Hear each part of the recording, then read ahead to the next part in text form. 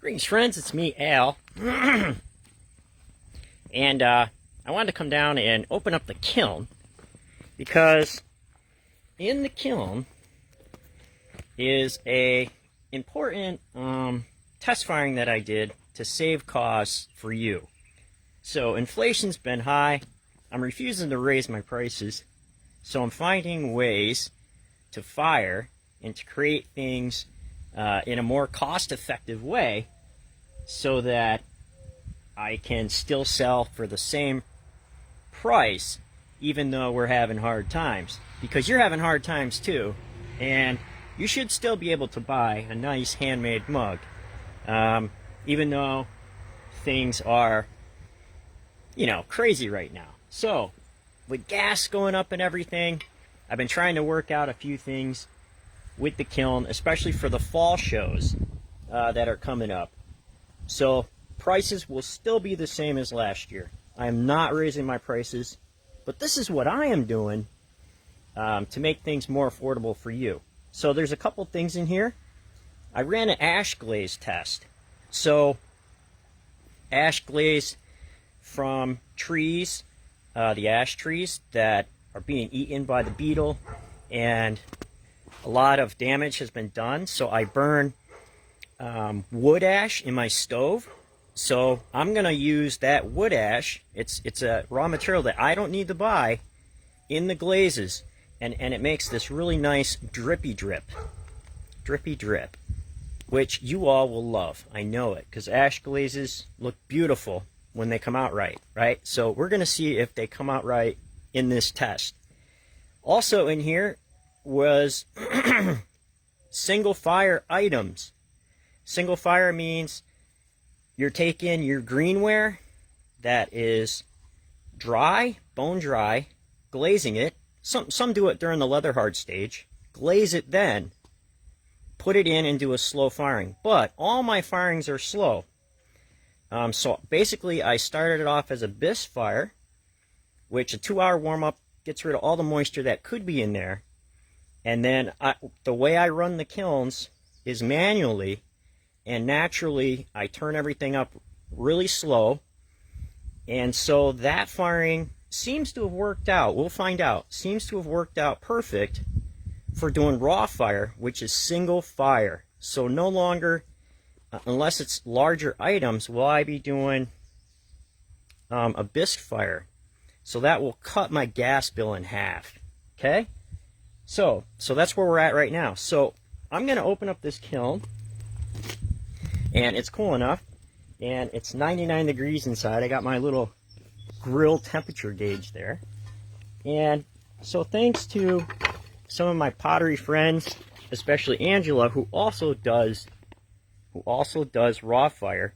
I've heard of it done before. Other potters do it. I just never did because I felt more secure doing a bisque fire, and that's how I was always taught. But this is a huge cost savings, and now I'm finally forced to do it to save money for you all. So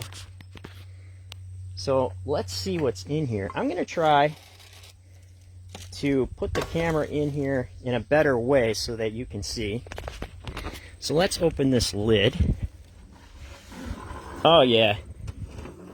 So already I can see the ash glaze. Look at this runny. I may need to work this a little bit more, but yeah, the ash glaze, I'm already happy with that. So let me see if I can pin this camera in here so that you all can see as I take things out. So there's going to be some fiddling here. Just let me get it all set up. You're going to see the sky. So hopefully everybody's having a great day. I'm just going to... This is causing me trouble here. Let me see. So hopefully you can see that.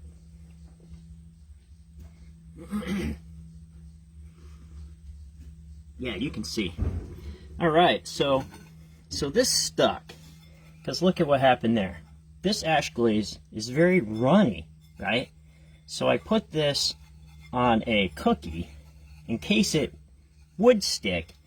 And so luckily it stuck to this and not my kiln shelf. So I need to work a little bit on this, but I'm just really happy with how this all ran down in there. Look at that. That's going to look great on some mugs. So these little guys, so these are the first ash glaze set of ash glaze dishes. So look, my finger got muddy there, but this will make a nice little set for somebody.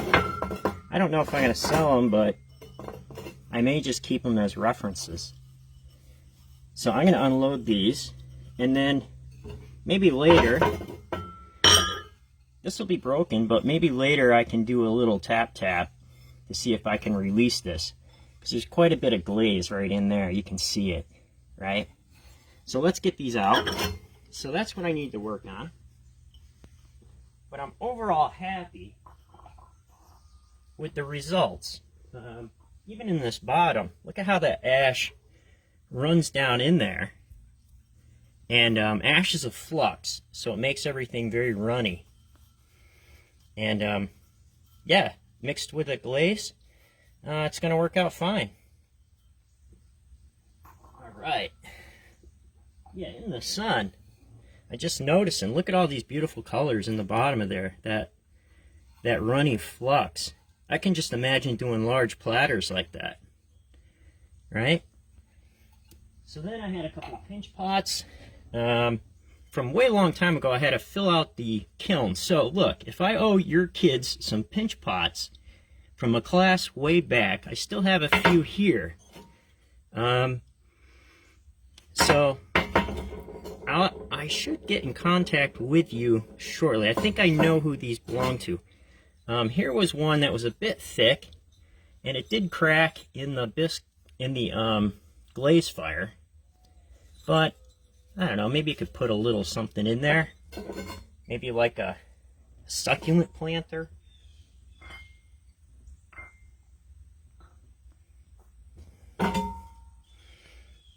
Alright, so let's pull this other shelf out and see what this bottom part did. So this was a test fire for raw fire. It's the first one I did. So I put everything on plates so things wouldn't blow up and stick to my shelves. Oh yeah.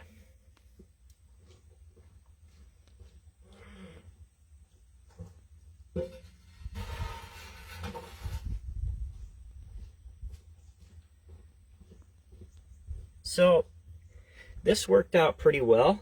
I do a lot of, as you know, I do a lot of work with iron oxide, and so I'm hoping, so this was raw fired, this was put in, so you can see this stuck to the shelf a little bit, but I'm just going to give it a knock. Should come right loose. So this was glazed in the bone dry stage, just dunked in. I rolled it around. They're a lot more delicate, so I'll have to be careful. But this turned out pretty decent, I think. So these are some of the first raw fire pots. Very exciting. So this here, I felt this crack when I was dipping it, for sure. But this was also bone dry going into the glaze, and I just need to be more careful when I'm dipping. So what I was doing, I rolled it around, dumped out the glaze, rolled it around, dumped out the glaze, and then I tried to dunk it like this, but then I felt it crack. So I was like, well, I'm going to put it in as a test anyway. This, so we're going to give this a little tap here. So this here, shave bowl came out great. Again, this is raw fired in the bone dry stage, and came out perfect. So I'm going to be able to fire single fire pots that are small, I can't do it to the big items, but pots that are smaller like this, like your bowls and everything, in a single fire fashion. So this will cut my gas bill right in half. The pots will be, like I said, a little more delicate, but I'll be able to do that. All right, so this is a test that I tried on a pot, putting on red iron oxide and washing it off. So that turned out nice. I mean, it brought that texture pattern up real nice. You can see it there. Hopefully you can see it there. So I'm pretty happy about that. I do a lot of work like this. So single firing with this back wiped red iron oxide, I needed this to work in single fire. So I had to learn the process. I know that you can put stains on pots that are bone dry and wipe it back. I still need to get a little bit better at it, but at least I know it's going to work now. So I got some nice glaze in there, and I'm going to pull all these eventually. So this was a test for texture patterns. Did this little planter to be sure that everything showed up right in single fire. So I'm kind of excited about it. I'm just going to have to get used to the mindset of things being far more delicate now.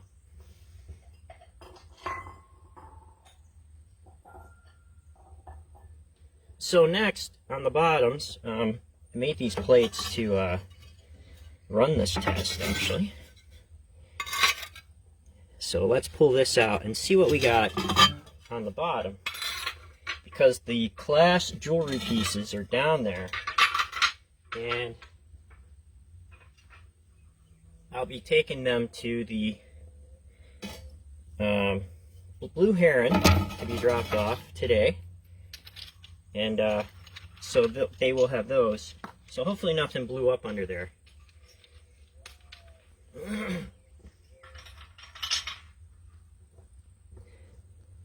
So let's get these posts out of here.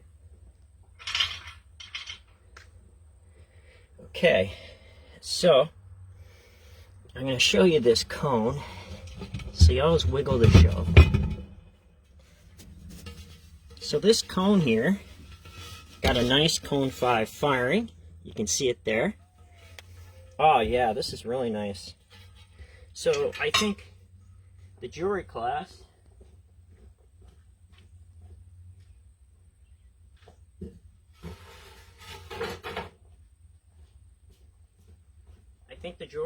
is going to enjoy these, seeing these pieces. Here you have red iron oxide wiped back on these little pendants and beads. They're just gorgeous. I'm really happy on how they turn